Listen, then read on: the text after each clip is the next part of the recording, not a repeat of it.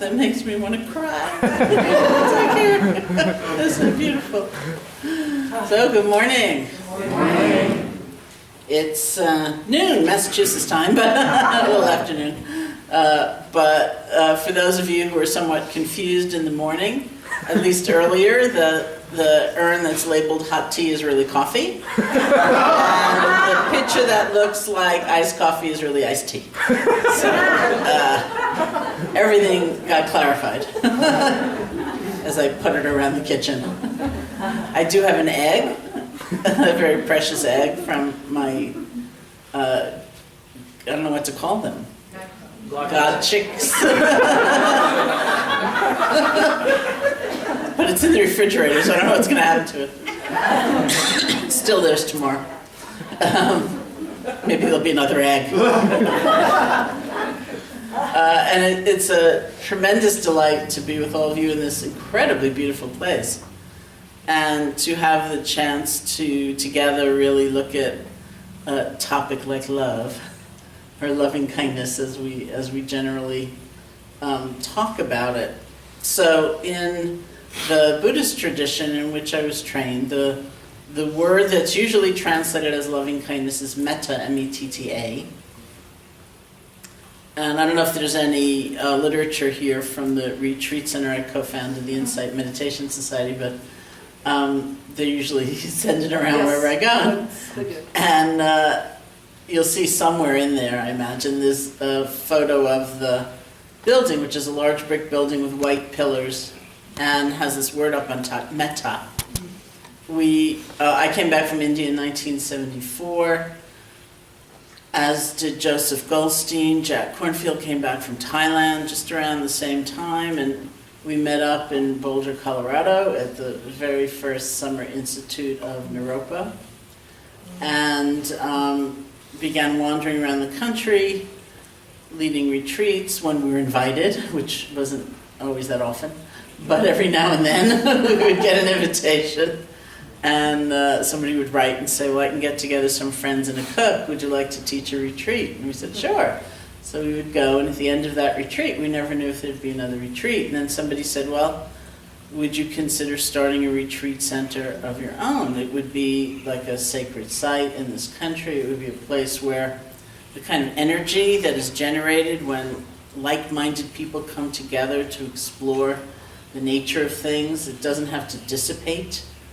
At the end of that retreat, it can really build. And so we said, that sounds really good. I was 23 at the time.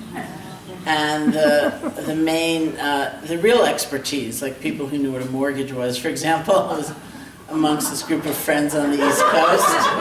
And so we looked up and down the East Coast and finally came to this place in Barre, Massachusetts, and ended up buying it.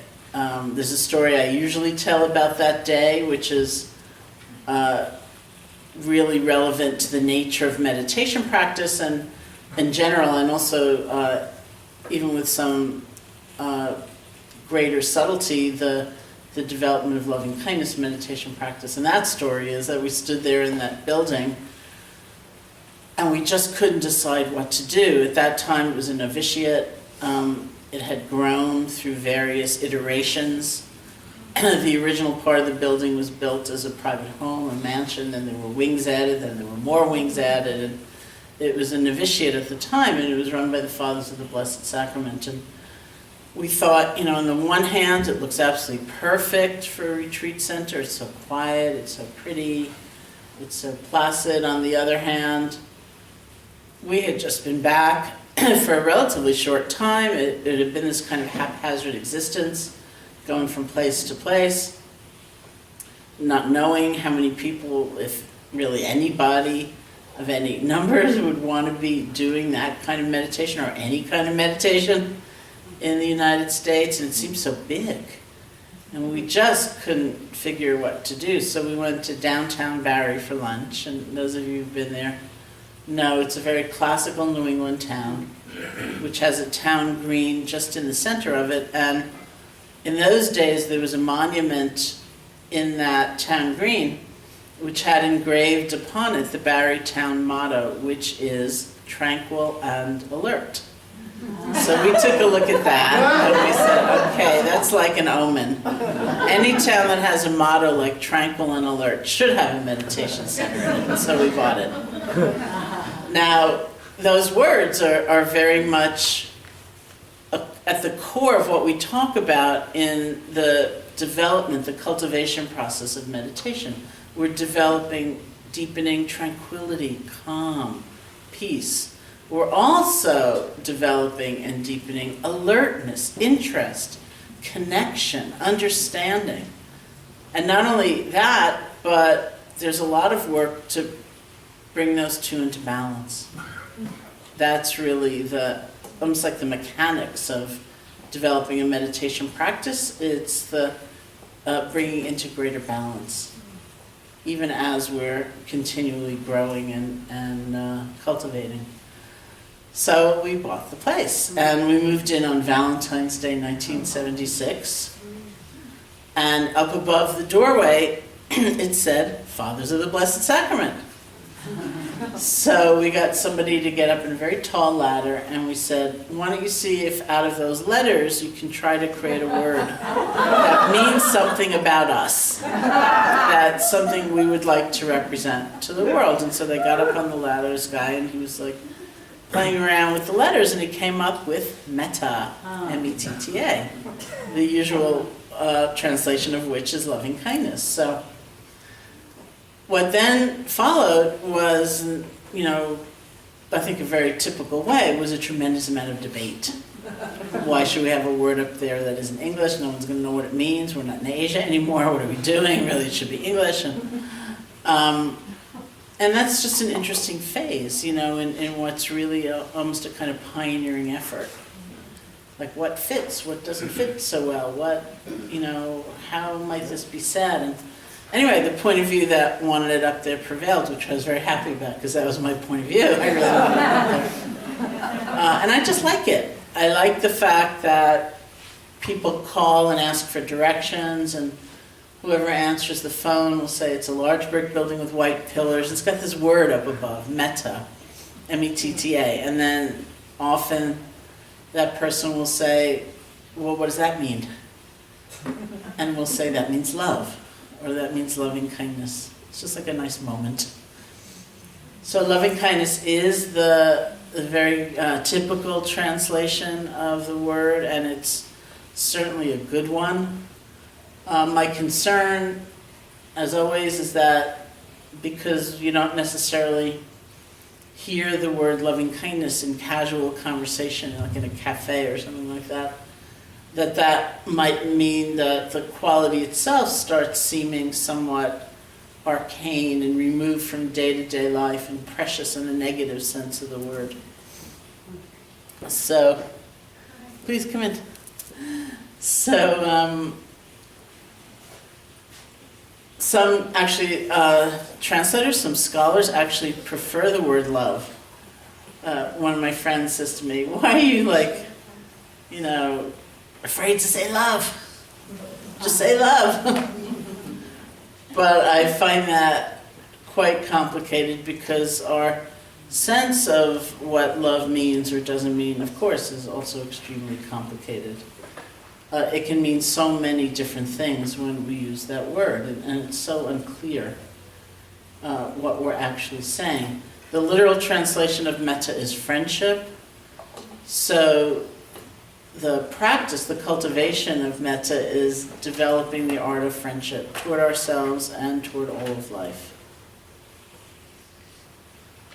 I think, honestly, the best sense of the word is connection. It's like a deep, deep knowing that our lives have something to do with one another. That we live in an interconnected universe. That's just the nature of things. It's not romantic. It's not sentimental. It's not even always that pleasant. But it's how things are. And one of the things that I'm so intrigued by in our time, the time we live in, is that it doesn't necessarily take some kind of spiritual perspective to know this. Environmental consciousness shows us this. Economics shows us this. Even epidemiology shows us this. That what happens over there doesn't nicely stay tucked over there. It really ripples out to affect us over here, like it or not, which is why it's not always so pleasant. And what we do, it matters. It counts. Because where we put our energy, what we're devoted to, the actions that we take, they too ripple out to all these other places. So we live in an interconnected universe. That's, I think, very much the feeling tone, the flavor of metta. So we can do my very favorite reflection, which I always do, so I probably did it last year. As you sit here, as we sit here together for a few moments, just bring to mind anyone who comes to your mind as somehow being involved in your sitting here in this room right now. Just see who pops up into your consciousness. Maybe somebody gave you a book,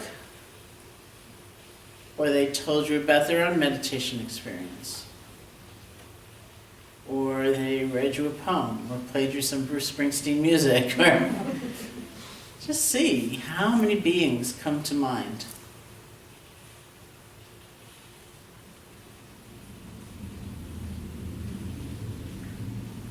Because really, I feel safe to say in this venue, I bet no one was just driving down the road and then had the thought, I think I'll go in there. I'll tell you a couple of stories at the end of this. We're all here because of this confluence of conversations and interactions and relationships and encounters. So many people, so many beings. We're here as part of, you could say, a network, a fabric of life, of connection. That's the nature of this moment. That's the nature of every moment. Sometimes I do this reflection, I think about the Board of Regents of the state of New York, which gave me a scholarship so I could go to college, which is how I ended up in India. Because if it weren't for them, I don't know that I'd be sitting here in this room right now.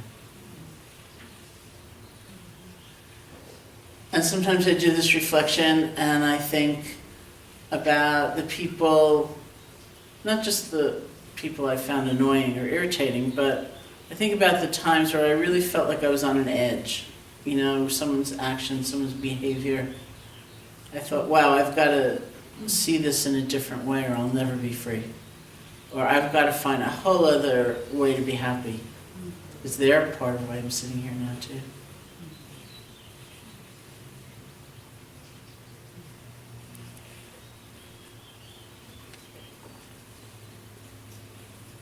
So how many beings come to mind? However alone or isolated we might feel at any given time, the truth is, the unembellished truth is that we are part of this great fabric of connection. That's really the sensibility of metta or loving kindness. It's this deep knowing that our lives have something to do with one another. Another way I sometimes describe it is, I go to Washington, D.C. about once a month to teach, and not in the halls of government at this point, but sometimes they're starting a weekly congressional sitting. They are! I just read that. Congressman Tim Ryan of Ohio. We don't know who's going to come. But anyway, it's a great thing, right? So I do go once a month to DC and just have like an informal sitting group. And I also go sometimes to teach day-longs or weekends like this. And the facility that used to be rented, I think it's since been torn down, but for the day-longs and the weekends was an elementary school in Maryland. And it was great because the corridors, every hallway of the elementary school had big, big signs on the walls which were it's named the Carteret Elementary Schools, the Carteret Rules of Kindness. And so when it was time for walking meditation, more often than not, we'd all go stare at the rules of kindness because they were so great. Things like respect everyone on the inside and on the outside. And, but my very, very favorite rule was everybody gets to play. Everybody gets to play. It doesn't mean that everyone gets to be your best friend and that you bring them home. It means everybody gets to play. Everybody counts. Everybody matters. Everybody's life is worth something. Everybody gets to play. So that is my own personal code of behavior now. Everybody gets to play. And that also has a lot of the spirit of metta in it, that we include rather than exclude. So for a long time, as many of you have heard me say, I had the hope that the word metta itself would enter the culture, that because it was so hard to get all those layers and nuances and subtleties in one word, or even a few words in English. And so I thought, maybe as some words do, they just start being more commonly used. So I don't know, maybe like 15, 18 years ago, something like that, Alice Walker was interviewed in the New York Times, and she was asked about her meditation, and she said, I do metta. So I thought, oh, well, now everyone's going to use the word metta, right? It's totally the imperialism of a New Yorker. It was in the New York Times. Well, of course, everyone's going to use it. So of course, no one used it, other than who'd been using it before. And then even like a couple of years ago, when Ron Artest, the LA Laker basketball player, first he did all the paperwork to change his name to Metta World Peace. Say Metta, M-E-T-T-A. He applied to change his name to Metta World Peace. So there was a big flurry of media interest, and I thought, what is metta? Things like that. So I thought, oh, maybe now's the moment, when the entry will really happen. And then that died down totally. And then 6 months or however long it was later, when the paperwork actually went through and the name change was official, there was another big burst of media interest, and that died down totally. And then last season, I guess he behaved very badly on the court. He did something really bad, and all my friends were sending me these headlines, these actual headlines, like, what's gone wrong with metta? Metta's gone bad. No, so I do think of him and wish him well, and I hope he has like a really better year, and things work out for him and the name. Oh, my favorite headline somebody sent me was "World Peace Fails Again." So anyway, it's a little risky taking on a name. So we're left with, I think, not having a perfect translation, not having a perfect sense of the word just from the word, which brings us back to how important it is to have our own experience and just to keep looking and feeling the nature of it. It's not what it seems in many ways. So many people I meet actually are a little bit squeamish or reluctant about loving kindness, because it seems so gooey, so romantic, so make-believe, so phony. And I don't know if there's a copy of Loving Kindness out there, my first book, but I was holding one the other day and laughing because one of my friends, he's maybe 40 years old, let's say, something like that, early 40s, he told me he was reading Loving Kindness on the subway. And he was so embarrassed, New York City subway, and he was so embarrassed to be seen reading a book called Loving Kindness that he was like cleverly placing his finger over the title so no one could see what he was reading. And I thought, oh my God, it's like pornography or something. So then I was holding a copy of it, and those are like big letters, and I was like trying to hide it. And I thought, that's not easy, actually, trying to hold your hand in such a way that no one can see those letters. But I actually also understand that reaction. it can seem so phony and weird and make-believe, and that's why I think it's very, very important to have that kind of exploration for oneself, so we really feel into the nature of what it is and what it isn't, what we feel reluctant or hesitant about, and whether that's actually what happens in the development of loving kindness, or maybe that was just an idea, right, that we've been fed or given by some other source. And so it's a very powerful thing, and not always an easy thing, to be making this exploration. And that's really what we're going to do, both today and again, in a slightly different way. Tomorrow's not going to be a repeat of today. Going on and exploring the nature, both through practice and dialogue and discourse and whatever, of this quality of the heart, of loving kindness, or metta. Now I can say metta, right?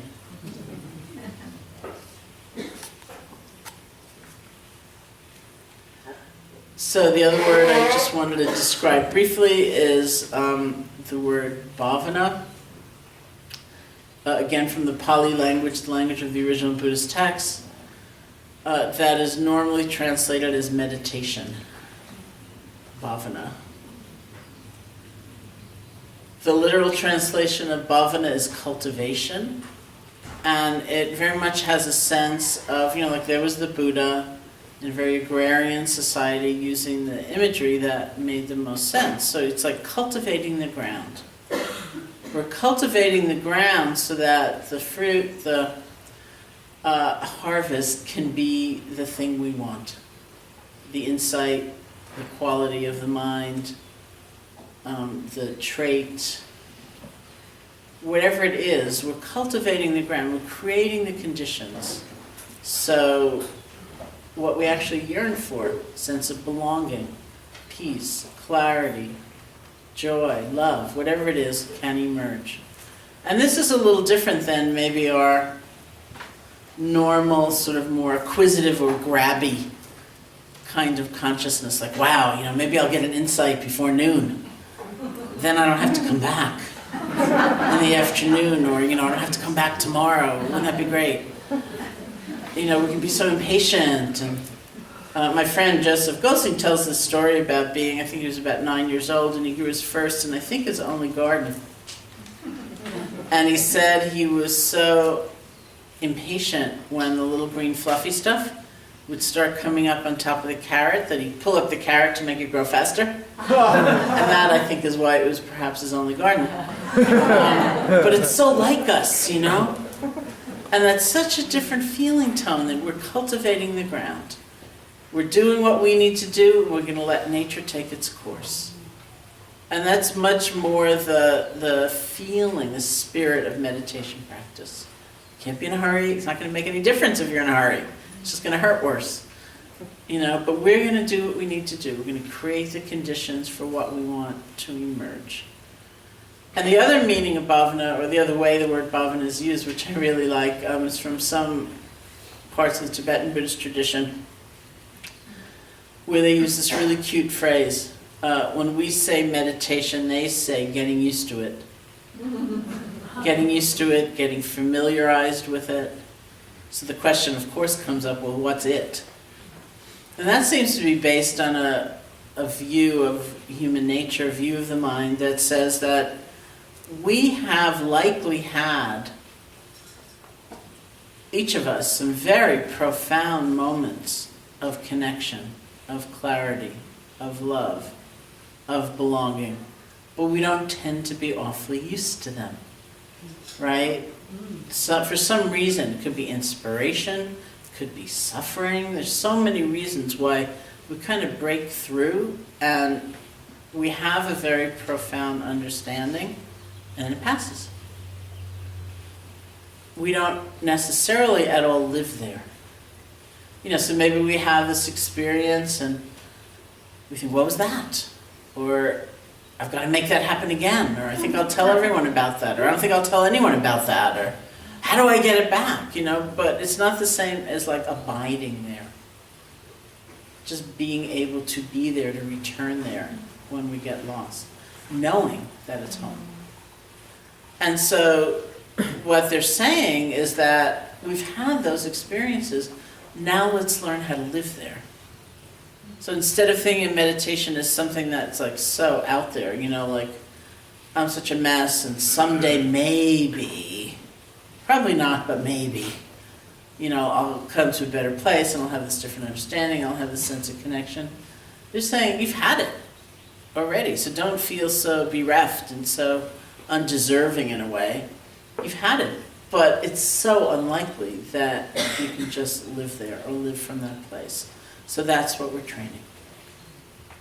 So here too, it's a very different spirit than we might normally approach an endeavor or something in. And so we keep coming back to that. Knowing that is one of the greatest challenges in the whole process.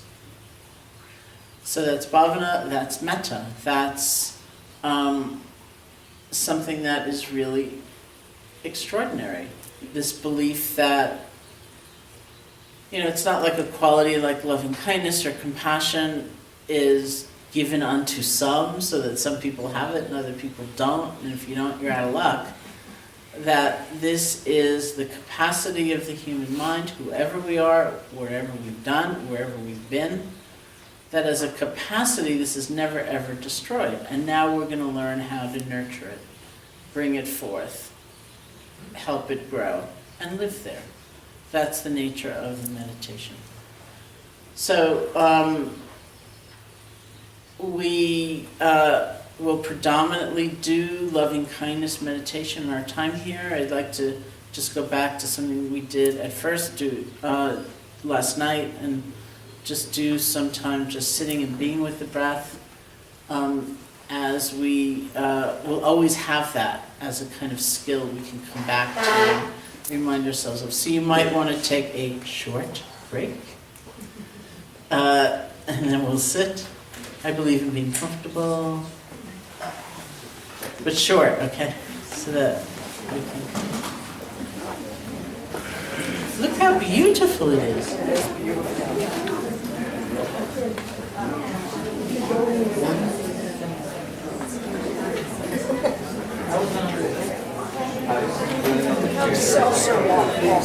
I would love some. Really? Yeah. Okay. Thank you. Shall I put it in one of these glasses? Yeah, I guess. That would be great. Thank you.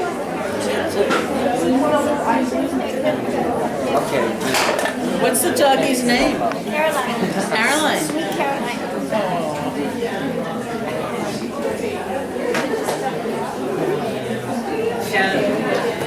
Sharon, can we meditate on that like this?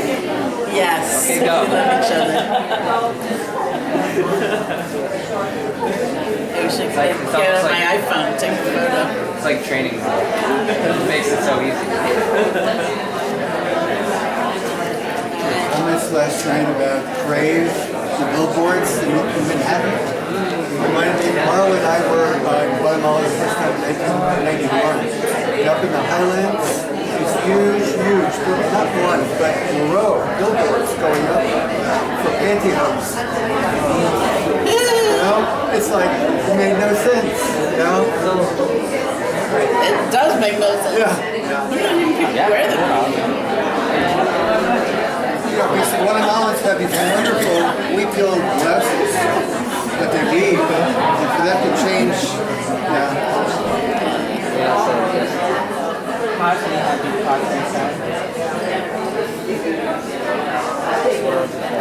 Sharon, you said last night that Tucker was talking to you to come to Tucson. How did we get into a conversation with you about Tucson sometime in the next 2 years? I should talk to Al, since I'm staying with him. Yes.